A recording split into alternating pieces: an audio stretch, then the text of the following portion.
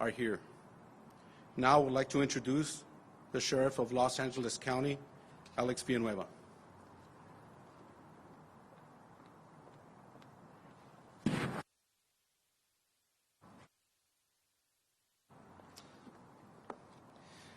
Good morning, everyone. This is going to be tough with the sun in my eyes.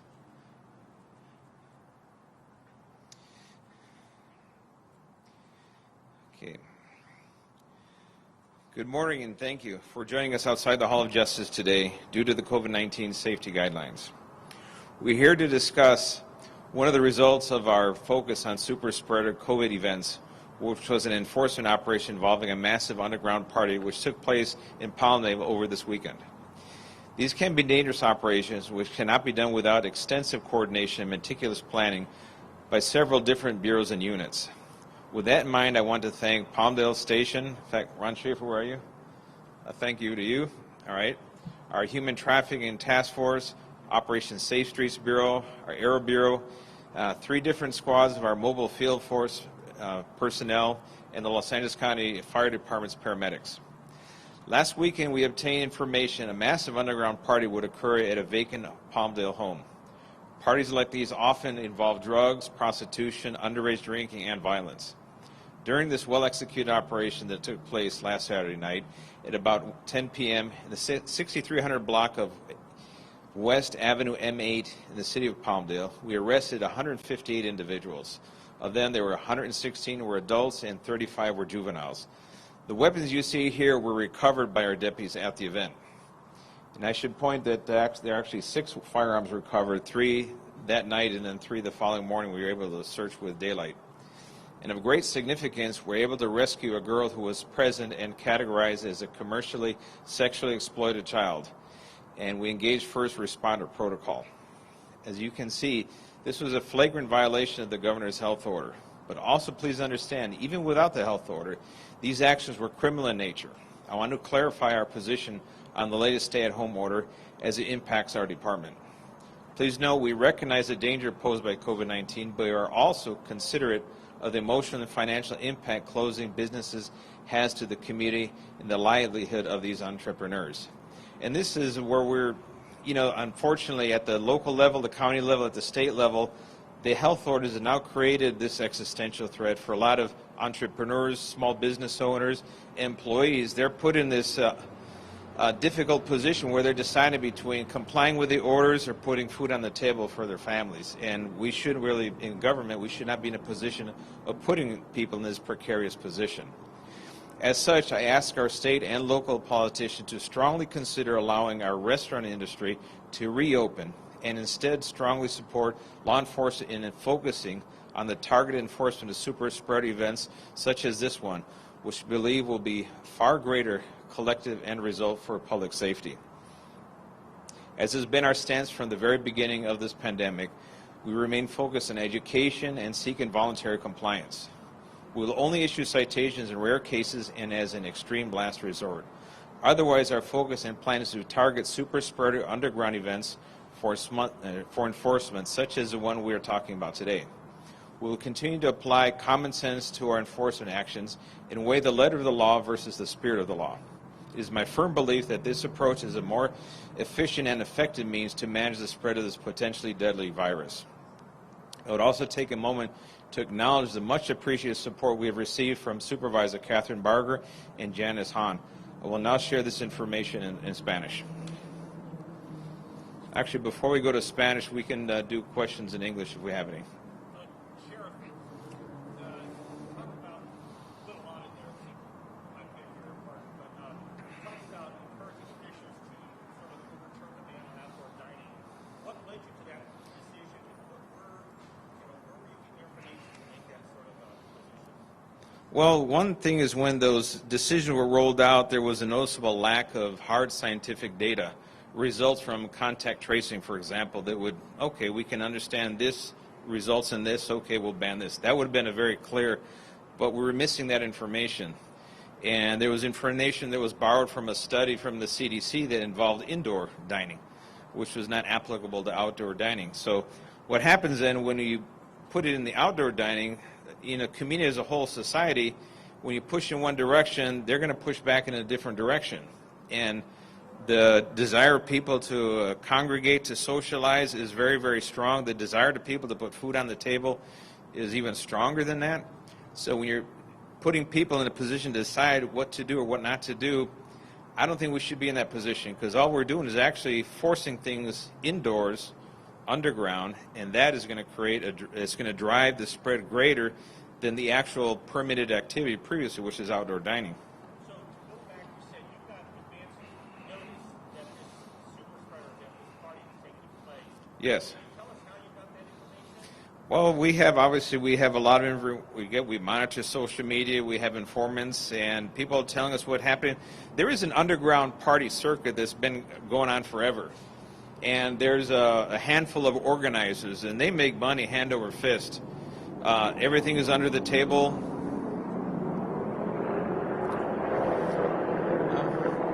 God bless the Coast Guard. And but the problem is now, when these underground events are happening in the middle of the pandemic, what could be a nuisance is now become a deadly source of contagion and a super spreader event. Because remember, we arrested 158 people. The outdoor temperature was 26 degrees. That event would have had 500 people had we not broken it up. And imagine 500 people all in close proximity indoor, and then they fan out once the party is over, and that's how these become super spreader events. Are you tracking others, other parties right now? We are tracking others, yes. Do you anticipate more arrests? We anticipate that we will continue this enforcement action on super spreader events, and we're getting support from the Board of Supervisors now. There's a motion, I believe this can be considered today, to provide some resources. Because as you see, we don't have unlimited resources. Just like some of my peers in other counties said, we still have barely enough resources to handle a crime as it's occurring. But this is something that we're going to have to devote some time and energy, because it drives so many other things. What's keeping the hospitals full, even if we comply with everything else, we're still missing the big picture when you have these type of events going on. I have a couple other questions that I'll give my colleagues a chance to ask. Sure.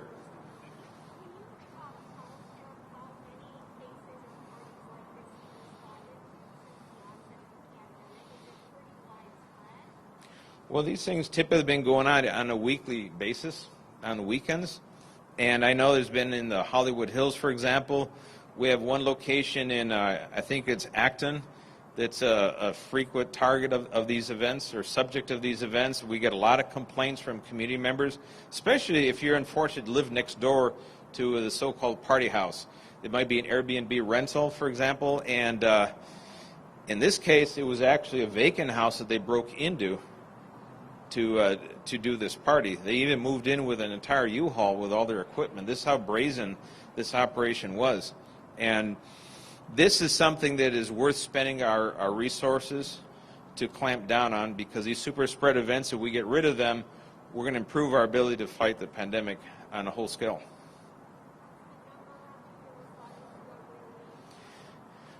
Every weekend there is at least probably half a dozen of these around the county. And they're also out of county in the surrounding counties as well. For example, the organizers of this event were in one in Pomona that was featured, I think, on one of the channels over the weekend. That was in Pomona, then it was in Ontario, the same organizing network of people.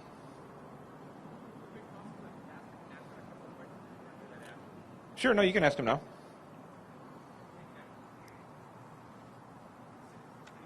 Good.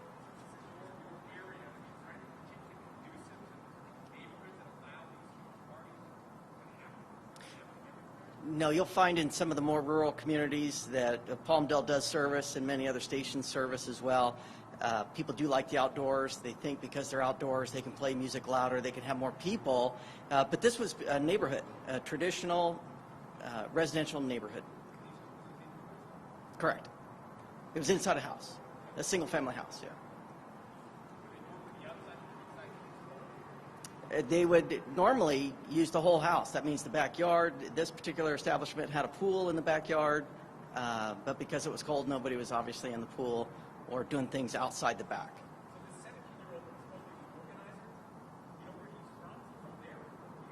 No, I don't, but we're getting into that.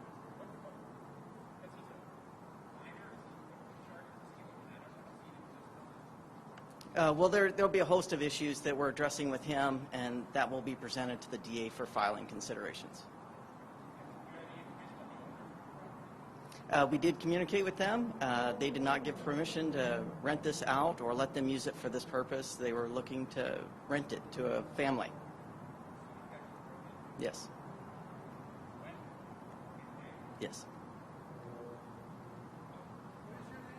Ron Schaefer, Shaffer.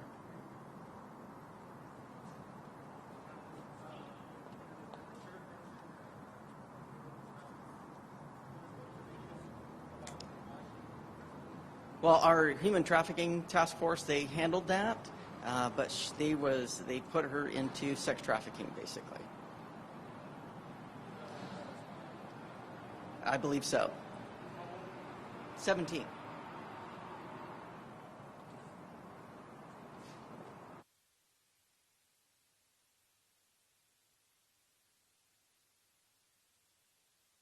Important, worth noting that had we done the normal approach, which is just either break up the party before it starts or not do anything at all, it would have resulted in the same victim being just taken to the next location and to continue the trafficking.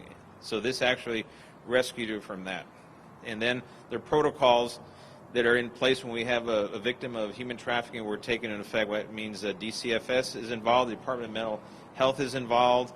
They get a full assessment, medical, mental, and they're provided care. And they also have, with victim advocates, they're going to be reunited with the family and all that. So it's a lot of involved when we come across a victim of human trafficking as a minor.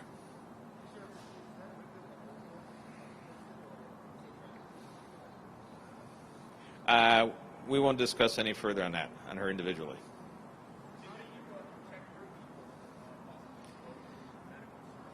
It is a concern. There was a very thorough briefing. Everybody was masked up, as you can see. Not only were they masked up, they gave a mask to every single person they detained, and they put the mask on them. They also handed out blankets. They had them all outside, obviously in the cold at some point when they had to separate everybody and do all the citations. So there was a lot of a thought and care into exactly that, because we don't want to have our own person also be subjected to that.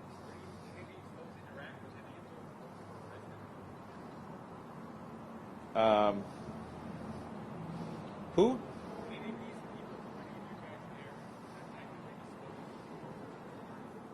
No. Sheriff, can you talk a little bit about the man that was arrested in Palmdale on Friday, accused of trafficking his children? Can you give us an update on that case?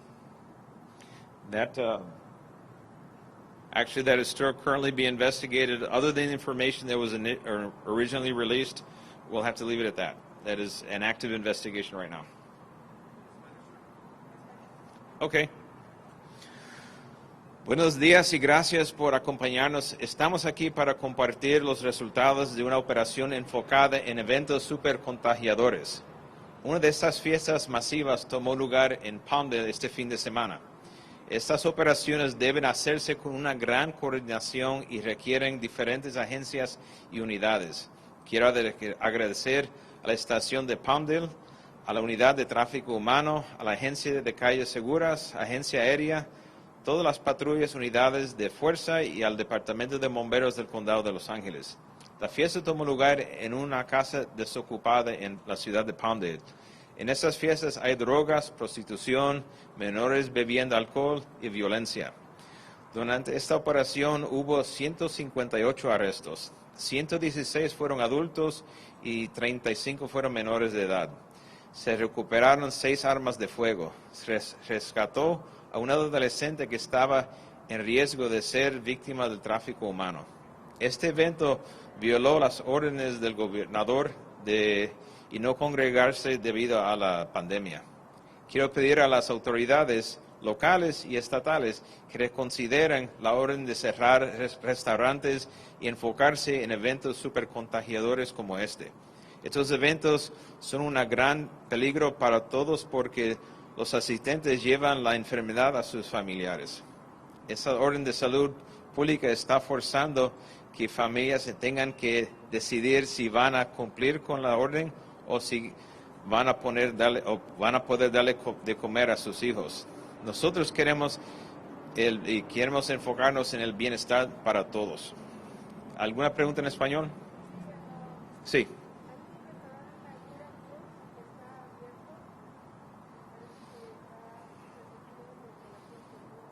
Ajá.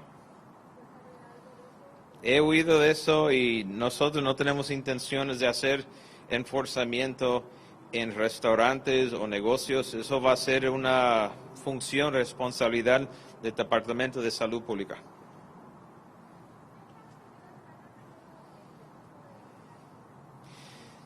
Bueno, estos tipos de fiestas de supercontagiadores están llevando a cabo cada fin de semana y lleva por meses esto. Y esto es una organización más o menos profesional de personas que se dedican a promover estos tipos de fiestas, pero en momentos de la pandemia como hoy, estas fiestas ya son algo que representan una amenaza de muerte a personas.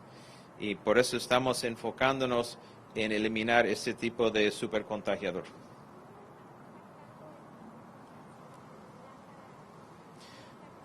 Tenemos quejas de la comunidad, estamos monitoreando las redes sociales y también tenemos informantes que nos dejan saber lo que está ocurriendo.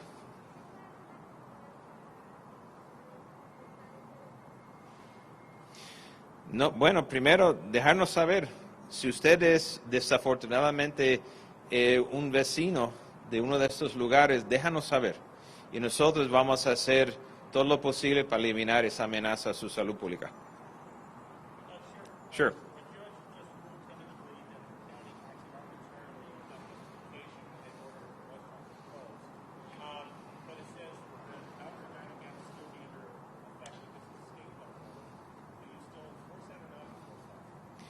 Well, we're reaching out to the governor's office. We reached out to the county already, and we want them to reconsider that part of the new health order at the state level.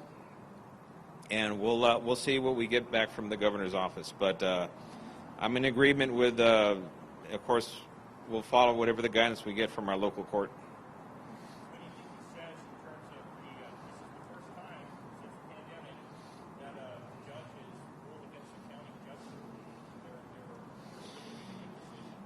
Well, the odds were pretty high once you start making decisions that are not based on hard facts and science and data.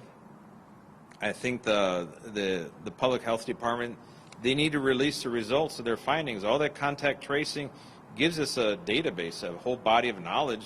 Let it out public. Let's figure it out. That way we can match the orders with where the risks are and the threats are. But what we don't want to do is penalizing otherwise law-abiding people who are just trying to make a living. Thank you, sir. Mm-hmm.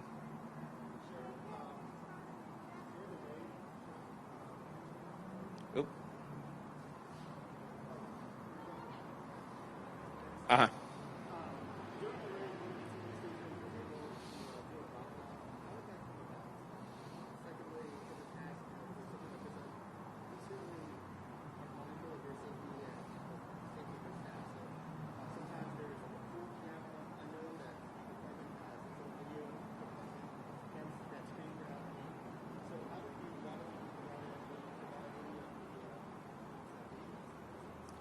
And this event, unfortunately, because we have so many minors that were present, we're not going to release any video. I think the station, it was a local Fox affiliate, they're doing a series of about underground parties. I think this is just one in their ongoing series. And however, we will, when we can, we will try to accommodate a pool camera to be present to capture that and then share that with everybody. Sure.